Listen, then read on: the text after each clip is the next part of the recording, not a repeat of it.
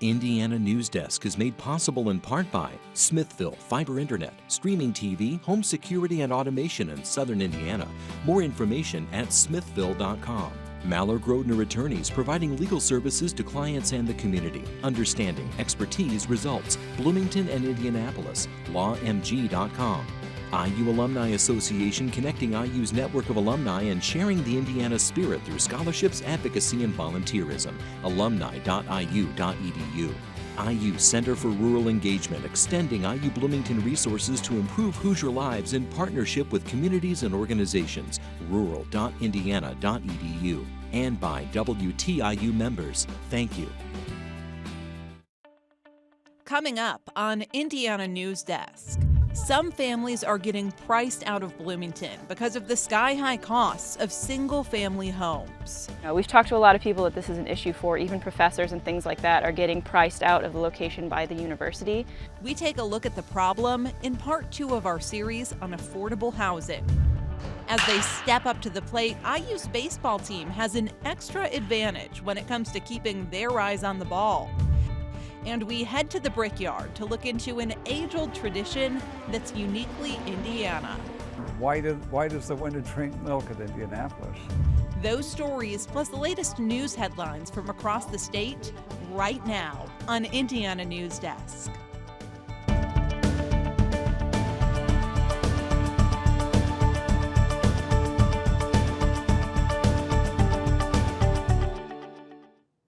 Welcome to Indiana Newsdesk. I'm Barbara Brozier.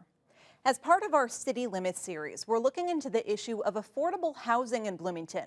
As the city tries to increase the number of units for low-income families, the business community says there's another population that's struggling. In part 2 of our series, we look at why so many middle-income earners are also hurting for housing. When Lindsay Joy Wenning and her husband Jason moved to Bloomington a few years ago, they quickly learned there's a lot to love. We go to the farmers market on Saturdays and all the community events like the arts fair and Taste of Bloomington's coming up, things like that. So they decided to make their connection to the community more permanent and buy a house. They didn't think finding a place would be an issue. They both have good jobs. Lindsay works for the state and Jason for the city. But that didn't help. Most of the houses, especially in the area codes that deliver food or groceries or have good schools, start about $250,000 and quickly go up to $500,000, and that'll always be out of our reach. So we really had to get out of town before we could finally find some place that was going to work for us to go ahead and move into and still be able to focus on, starting our careers and our family. They ended up here on a busy stretch of Old State Road 37 in Monroe County. While the house is great, they'd like to be in a more kid-friendly area now that they have a 1-year-old son. They just don't know if it's possible. We could make it work if it was closer to $200,000, but we'd have to stretch ourselves pretty thin when it comes to, daycare, groceries, all the normal stuff. Their dilemma isn't unique. Lynn Coyne just retired from the Bloomington Economic Development Corporation. He says the Bloomington business community is concerned about the lack of housing available for middle-income employees, who most often are interested in single-family homes. We're talking about homes for the median wage earner. These are the folks that normally would buy a home and gain the value of that home, perhaps sell it and move on to another home. They're just not available for them anymore. There's a couple of reasons for that. Monroe County is among the bottom third of Indiana counties when it comes to its median income. At the same time, it has the most expensive housing market in the state, and prices keep going up.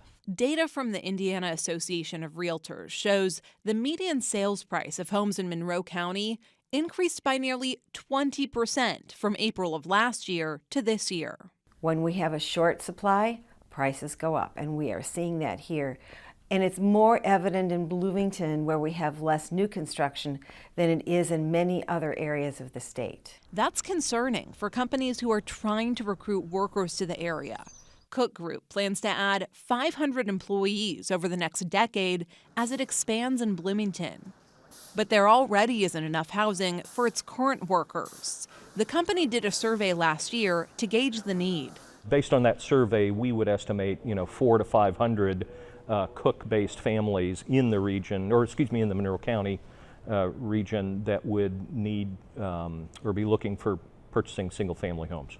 Bloomington Mayor John Hamilton's made affordable housing one of his priorities. But much of the city's efforts focus on increasing the number of low-income units available. I wouldn't say that what the administration's doing downtown around the affordable housing issue isn't important. It is.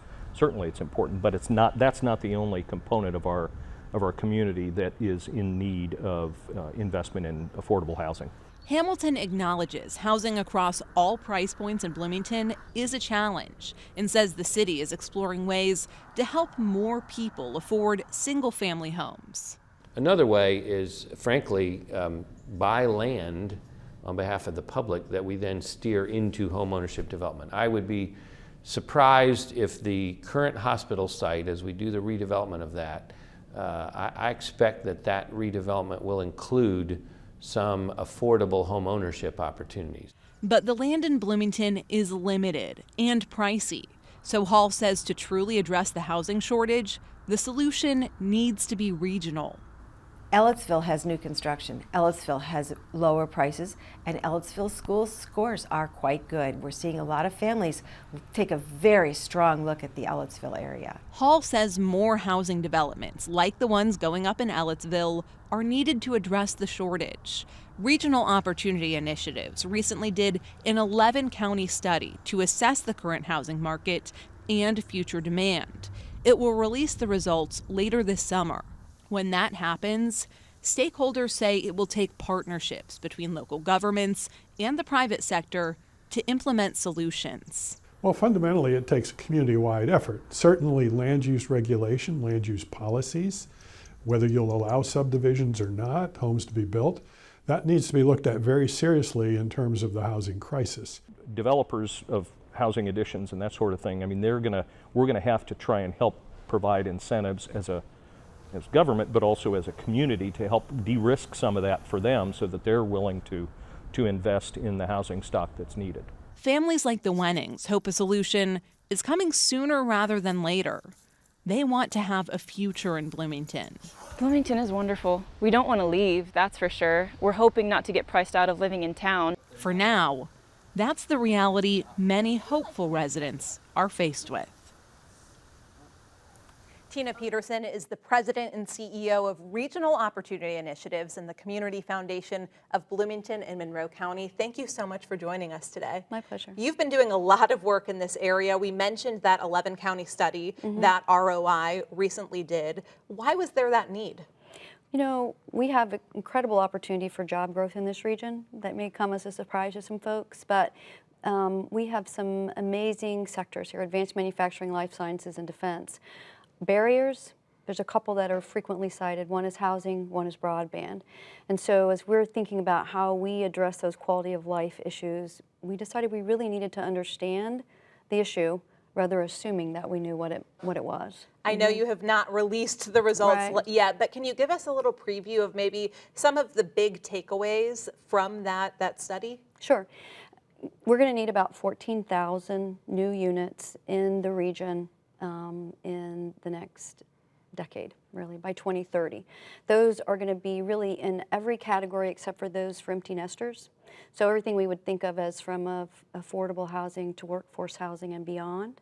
It varies a little bit community to community. In Monroe County, we really lack single-family houses. Really in the price range of $200,000 to $300,000 is where our biggest gap is.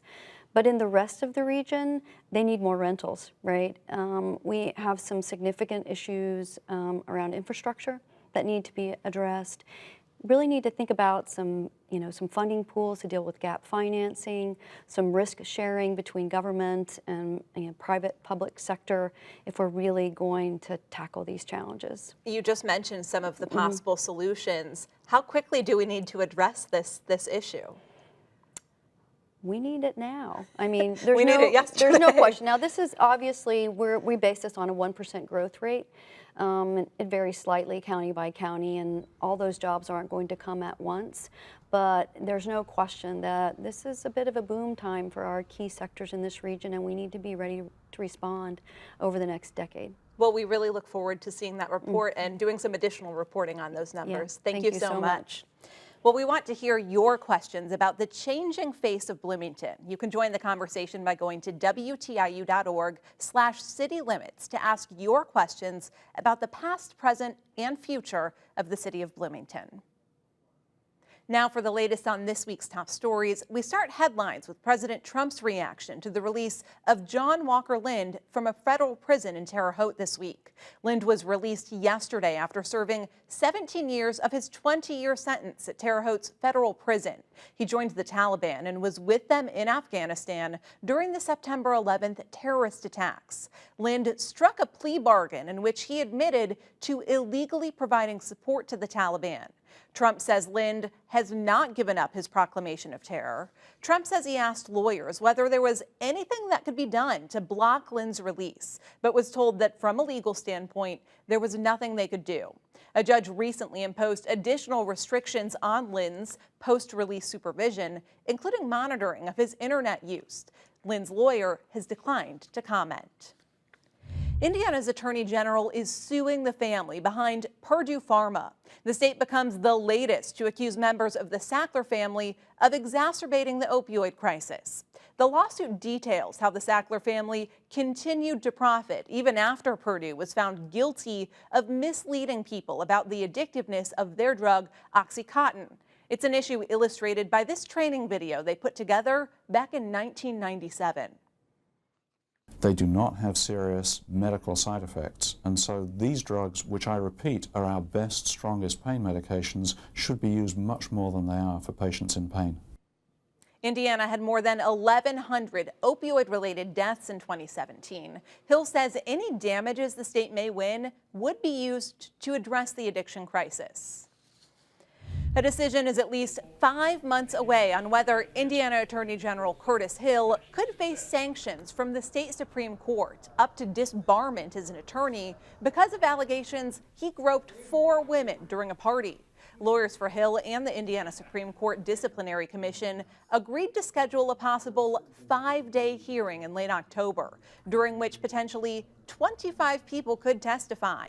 The Disciplinary Commission alleges Hill committed misdemeanor battery against all 4 women and felony sexual battery against one of them. Monroe County and its Plan Commission are taking a private property owner to court over what they say is unauthorized development along the shores of Lake Monroe. Joe Huff owns nearly 250 acres of property between Shadyside Drive and the lake shores. The county claims Huff or his contractors removed trees and constructed at least 2 buildings on the property without obtaining the necessary permits or approvals. An attorney for Huff did not respond to a request for comment. 21-year-old Nolen Brewer could spend up to 3 years in prison after a judge sentenced him this week for spray painting anti-Semitic graffiti and lighting fires outside a suburban Indianapolis synagogue. U.S. attorneys say Brewer was sentenced for conspiring to violate the civil rights of congregation Sharei Tefillah. Brewer pleaded guilty to a federal hate crime. Nazi flags and iron crosses were found spray painted last year on a brick shed outside the synagogue in Carmel. Areas on the grounds were also scorched, leaving burn residue on part of the shed. Governor Eric Holcomb cited this incident in asking the legislature to pass a hate crimes bill. A committee plans to study how the state manages its forests this summer. The idea came from a failed House motion by Representative Matt Pierce that would have set up a task force to look at practices like logging and make recommendations to the Indiana Department of Natural Resources. Pierce says he hopes the study committee will look at the goals set by Indiana's DNR. The biological goals that they've listed for the forest just happen to support significant logging. So they say, oh, if we clear out the canopy, then this particular species will grow more, this type of tree will grow more. And so the goals they've set for the forest happen to reinforce extra logging. However, House Speaker Brian Bosma says he hopes the study renews trust in the DNR and confirms that its approach is the right one. The deadline for a report from the committee is November 1st.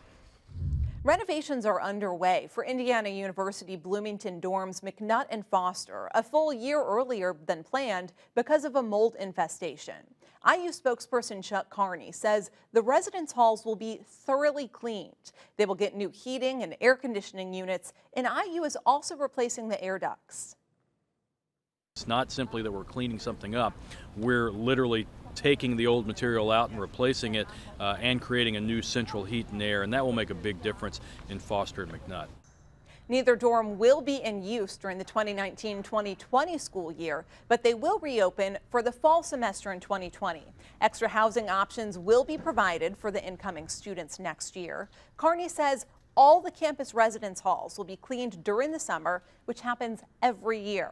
Some IU students who were affected by the mold in their dorms filed a class action lawsuit against the university last year that's ongoing. Carney says 2 hearings are scheduled for August and October. Coming up next on Indiana Newsdesk. Hoosiers joined activists across the country this week to protest restrictive abortion laws in Georgia and Alabama. And we head to the Brickyard to look at one of the 500's most famous traditions. These stories and more right here on Indiana Newsdesk. The WTIU WFIU news team connects Indiana to the world. We bring you the top news of the day on radio, TV, and online. We round up the stories that have people talking each week and dig deep into the issues that affect your community the most. The WTIU WFIU news team is where you are and telling your story.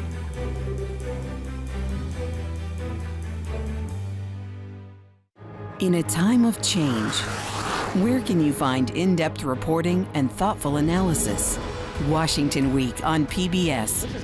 Join moderator Robert Costa. When I was at the Capitol this week, I encountered the same. And a panel of award-winning journalists. You're seeing a divided nation, and you're seeing for insights and perspective. Tonight there was a key development in the Senate. You won't find anywhere else. What a week. Washington Week.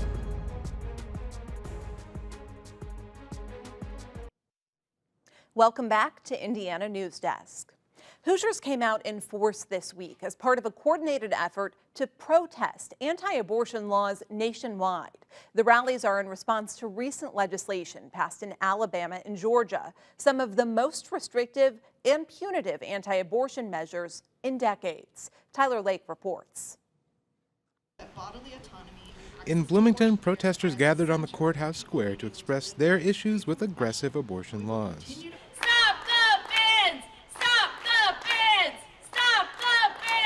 The crowd chanted and held signs advocating for the right to choose. Speakers at the rally say it's meant to raise awareness about reproductive rights in Indiana and nationally. And we want to show both Indiana lawmakers and people around the country how much people in Indiana care about reproductive justice and freedom and how hard they're going to fight to achieve those goals. The U.S. Supreme Court decided this week not to take action on appeals Indiana requested to reinstate 2 restrictive abortion laws. Vice President Mike Pence signed them both into law when he was governor, but federal judges overturned them. Current Governor Eric Holcomb has signed 4 anti-abortion measures since he took office.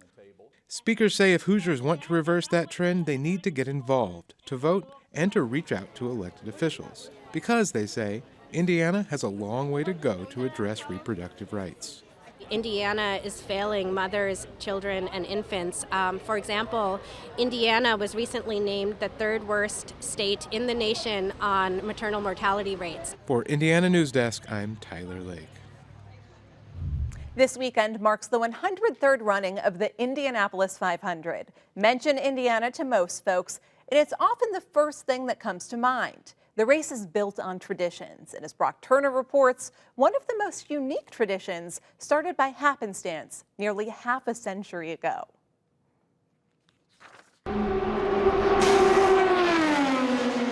You've seen it when the winning driver collects his trophy and takes a big gulp of white milk. It's unclear whether winners started drinking milk in 1933 or 1936, but we know who to thank. Meyer was a 3-time winner of the race who hailed from Queens, New York. His mother recommended he drink buttermilk on hot days. No one is sure whether he took his mother's advice in 1933, but when he won the race in 1936, he was filmed drinking his buttermilk out of a glass bottle. That probably people that only, barely know about the Indianapolis 500 and maybe could not even name a driver seem to know about the tradition of drinking milk. And that's one of the questions I get asked so often. Why does the winner drink milk at Indianapolis? Nearly every driver since 1956 has drunk milk after winning the race. The American Dairy Association of Indiana has worked hard to make it a lasting tradition. Shortly after Meyer took that first drink, the Dairy Association began incentivizing the winner to drink milk. It started at a small $150 prize in 1956. It now totals $10,000. They were trying to popularize milk, and as I said, the thinking was milk, the kids thought that milk was a sissy drink, and so whoever saw this in the newsreel thought, hey, look, that's great, the 500 winners drinking milk. Let's make sure that happens every year. Milk's presence at the race has become an opportunity for dairy farmers to honor their own and celebrate their line of work. Each year, dairy farmers across the state choose the person they want to represent their industry. The rookie hands the milk to the winning team owner. The veteran hands the now famous glass bottle to the winning driver. This year's rookie, Jill Huyen, grew up in Suburban, New Jersey before attending Purdue University. When she first met and visited her would-be husband's dairy farm, she was far from prepared to take on her current role as calf manager. Looking back, I took pictures of all these cows that I thought were cows. They were all bulls. I was like, didn't know the difference between a boy and a girl cow back then. Now I do, but it took a little bit. But in time, Huyen says she quickly learned to appreciate and adapt to the lifestyle. She has a hard time imagining her life any differently. She's honored to be representing the dairy community. The thing I'm most excited about is when I see the winner being excited about taking milk from a dairy farmer. And it's been a hard year for dairy farmers. Commodity prices continue to fall. Fewer people are drinking liquid milk, and the cost of feed and equipment is rising. That's making it harder for small farms to make ends meet. But they're not letting it dampen their spirits. This is the one time of the year when they can all come together and appreciate the tradition. Many gathered earlier this week at the Speedway to celebrate the fastest rookie. It's another tradition that brings farmers and the racing community together. Fittingly, they toast with milk. I went for whole milk. Whole milk. The association says it buys the milk that fills the winner's glass bottles from the grocery store, just like anyone else would. It doesn't come from a single farm or farmer. Because processing plants get milk from various producers, the milk that fills the famous glass bottles on race day might not even come from an Indiana farmer. Everybody asks us every year, so what farm does this milk come from? And truly we don't know because of the way milk processing works. So the milk in northern Indiana could be mixed with milk from the middle of Indiana. And so the fact that it really does represent a lot of dairy farms in the state just makes for a better story. If rookie Felix Rosenquist wins Sunday, he says he'll absolutely be drinking milk. I remember watching it as a kid with my dad on Sunday nights. You know, the races were on TV in Sweden, so I remember that. And you know, then I think I learned about this milk tradition, which I'm sure I still feel is a weird one, but yeah, I'm sure it was when I learned about it when I was a kid. And it's that tradition that Davidson believes will keep milk in victory lane for years to come. Legions of fans hold on to those and cherish those traditions, and so yes, I think that the drinking of the milk is one of the most famous moments involved with sports without it being a part of the sport. For Indiana Newsdesk, I'm Brock Turner. The green flag for this Sunday's Indy 500 will drop just after 12:15, and after 200 laps, the winner will almost certainly be taking a drink of milk in victory lane. The IU baseball team is eyeing an NCAA postseason bid. As Adam Pinsker reports, if they make it to the College World Series, the team may have an optometry professor to thank. In baseball, it's not seconds, but milliseconds that could be the difference between striking out or hitting a home run. Baseball is a very demanding visual sport. You're hitting a small round ball traveling at 90 miles an hour with a small round stick. Which is why IU's School of Optometry Associate Professor Dr. Nicholas Port says the baseball team is a perfect subject for his vision training study. The goal of the study is to improve their visual system as a whole, as well as eye-hand coordinations. Players get as many reps as possible in the batting cages with strobe glasses to mimic what it's like catching a ball in the outfield. Dr. Port says the average baseball swing takes 300 milliseconds, meaning you only have a couple hundred seconds to decide whether to hit or take a pitch. Participants also work with this slanted rail, designed to resemble the speed of a pitch as it is thrown toward the hitter. So it can simulate different types of pitches, fastballs, slow balls, changeup. Nearly 2/3 of the baseball team agreed to participate in this voluntary study. It's a sport with a lot of statistics and a large statistical culture, so we could borrow a lot of that in terms of analyzing batting performance. IU's performance on the diamond has been stellar. The 2019 Big Ten regular season champions are angling for another NCAA postseason bid. But Dr. Port isn't taking any credit for the team's on-field success. Well, it's too early for us to say that we had anything to do with it. For Indiana Newsdesk, I'm Adam Pinsker. That's the end of this program, but our work continues online at WTIUnews.org. Have a great weekend.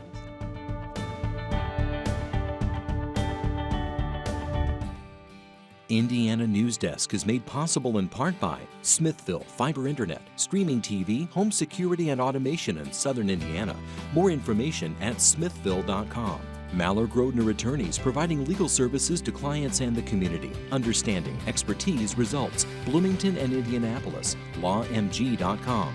IU Alumni Association, connecting IU's network of alumni and sharing the Indiana spirit through scholarships, advocacy, and volunteerism. alumni.iu.edu. IU Center for Rural Engagement, extending IU Bloomington resources to improve Hoosier lives in partnership with communities and organizations. rural.indiana.edu. And by WTIU members. Thank you.